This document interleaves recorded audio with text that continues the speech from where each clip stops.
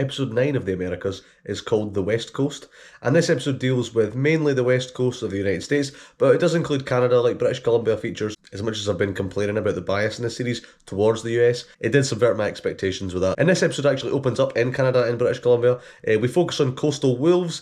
We've seen them sort of briefly before in other series. I think they popped up in Nature's Great Events. Here you see a bit more of them. It's basically one female that's wandering around. We show that she's solitary, and like there is a lot of solitary wolves, although there are packs, and the packs are what she has to look out for, because if she strays into territory, it could be very violent. And we see that when she stumbles upon a big whale carcass, there's another male there, and they suggest that they'll maybe form their own pack. It was a fine sequence. I mean, again, coastal wolves, it was nice seeing them. But I can't say it was like a mind-blowing sequence, to be honest. I was kind of like, okay, this is fine.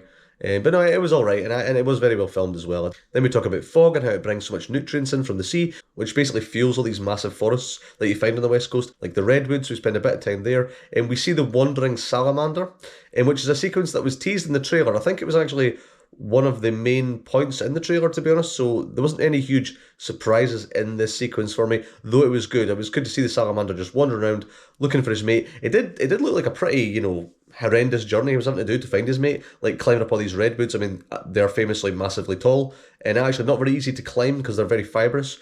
So that was interesting. I didn't really know about that. And when he manages to get up to the top of the tree, he finds a female, but she's already got another male, so obviously no use to him. I did feel like, Jesus, I'm glad I'm not a salamander. Just seems like a massive pain in the arse. But then obviously he's very high up, he has to get back down to ground level, so he jumps off a cliff. So that's something that they say, oh, this has never been seen before, even though we have seen it multiple times in the trailers, so that element was maybe ruined a wee bit. It was still good though, and it was very well filmed. My one issue though is that the Mission Impossible theme plays from the moment he jumps off the cliff to when he lands, and I've got to say it did not work for me at all. I don't think when you did that, there was definitely scope for like a really kind of epic score. That could have been not necessarily like a really emotional moment, but it could have been a bit more high octane. The Mission Impossible theme just completely undercut that. It made it seem really cheesy, and I just didn't really need it, and it did take me out of it, to be honest with you. So while I actually did enjoy the salamander sequence quite a bit, that is what's going to stand out most for me, and it's the bit that just didn't work for me at all. And then we go out to sea, we see sea otters. This was a sequence that I was like, I know where this is going, and it's going to annoy me, whereby the sea otter cub is at the top of the water and she's down below, and it's like, oh, they might be separated. And I've just seen that too many times in the series. Thankfully, they don't go into much detail with that, and it does wrap up pretty quickly.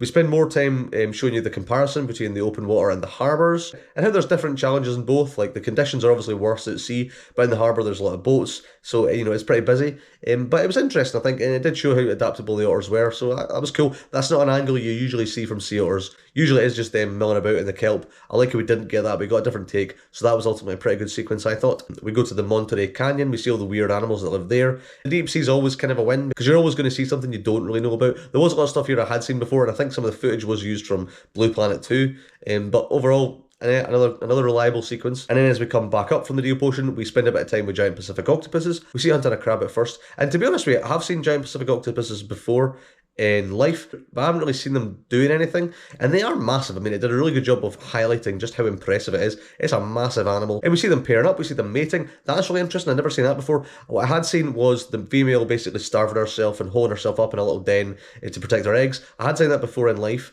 but we hadn't seen it since like 2009, so I was happy to see that again. It was a nice refresher. It was good, and the fact that we got a little bit more of the octopus beforehand did make it quite an emotional sequence. I do think it was more emotional in life, but to be fair, that was the first time that had ever been filmed, so to be fair, it was always going to be. But it was a pretty good sequence, and I did ultimately, feel bad for the octopus.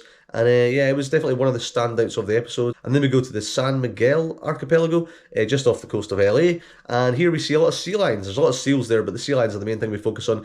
California sea lions actually are an animal that is pretty well known. Obviously, you see them a lot in zoos, and they're quite famous for doing tricks, things like circuses or sea life shows. But no, you don't really see them very often. I can't really think of a series that has featured them with any great detail, to be honest. So this might have been the first proper California sea lion sequence we've ever had in one of these series, which I can't quite believe, but I think it might be. They do kind of go a bit, heavy on calling them like surfers and everything. The music doesn't really help there. And I did quite enjoy the sea lions just trying to get back to the water, and one of them just climbing over the elephant seals, and the elephant seals not really caring. That was just quite funny. And then it goes to a big bait ball sequence, which again we've seen already. We saw one a few episodes ago. It was alright, we've seen the tuna going in and the humpback whales at the end. It kind of felt like there was a bit more going on. But overall, it was fine. The sea lions themselves I was glad to see, and I'm glad that we got a bit of time there, even though it was a bit cheesy by, calling them surfers constantly. But overall, an alright sequence. And then we wrap up with blue whales. I mean, that's a reliable animal to wrap up with. So again, no problems there. And they made a big point of hyping up right at the beginning of the episode. We're going to see blue whales doing something we've never seen before. And I was kind of like, okay, are we though? But no, they were actually very interesting watching them interact with each other. We see them moving around in the water. Tom Hanks calls it a dance. I guess it kind of looks like that. And watching them breach as well is actually quite mental because they're so big. It's just difficult to imagine how much momentum you would need to propel something of that size out of the water. It's just crazy. And that sequence was really good. It was definitely something I'd never seen before. So I was quite happy with that. And again, I didn't really know much about it. It didn't sound like anyone did, to be honest with you. I don't think anyone realised that they did interact with each other in these ways. And maybe there's a lot more to the story. Probably is. So that was really interesting. So I was actually quite happy with that. That's one of the standouts of the series so far, I think. So yeah, this episode was good. It was a good episode. I think it was definitely better than I thought it was going to be. There was a couple of cheesy bits. Obviously, the salamander was kind of ruined. Sea lions as well, a little bit annoying. But a lot of good stuff here. The blue whales obviously were the highlight. But I also really like the octopus. And to be fair, I did like the salamander up until the Mission Impossible theme got played. So yeah, overall, pretty good stuff. So yeah, what did you think of this episode? What were your highlights? Let me know in the comments below. I'll be doing the next one next week, which is the final episode. So look forward to that. And yeah, feel free to like, comment, or unsubscribe. Or don't if you don't want to. It's perfectly fine. And I'll see you next week. And goodbye.